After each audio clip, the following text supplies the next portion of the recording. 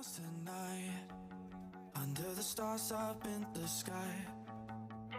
Directions hard to find under the stars up in the sky. I got lost tonight under the stars up in the sky. Directions hard to find under the stars up in the sky. I don't know where to take this. I don't want to break this. We're living in the Ram Ram मंडळी, कसे आहात? तर आज सकाळपासून आपण जरा better feel करत नाही. त्याचं कारण पण कळा ना.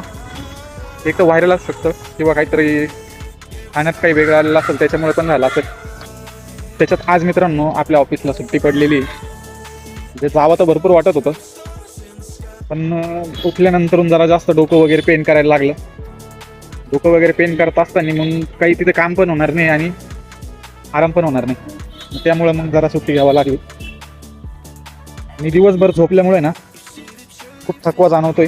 त्याच्यामुळे स्टार्टिंगला ज्यूस प्रेफर केला. ज्यूस नंतर मग एक जेवण करण्यापेक्षा म्हटलं नंतर परत जेवण करायचं आहे, त्याच्यामुळे मग एक आता नाश्ता म्हणून एक पराठा. मुळे ना खूपदा म्हणजे कमी वेळा सनसेट आणि संध्याकाळचं निवांत वातावरण बघायला भेटतं.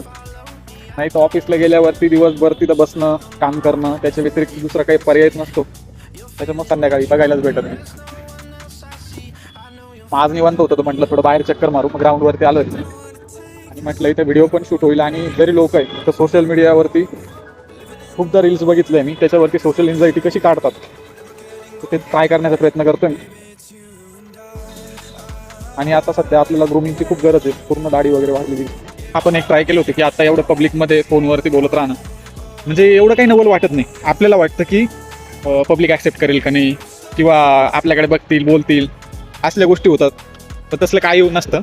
त्याचं कारण असं आहे की आता मी एवढ्या मुलांसमोर व्हिडिओ शूट करत होतो, तर ते म्हणे मला काही दादा बिंदास चाललं म्हणे, आम्ही नाही तर तू तरी काहीतरी कर.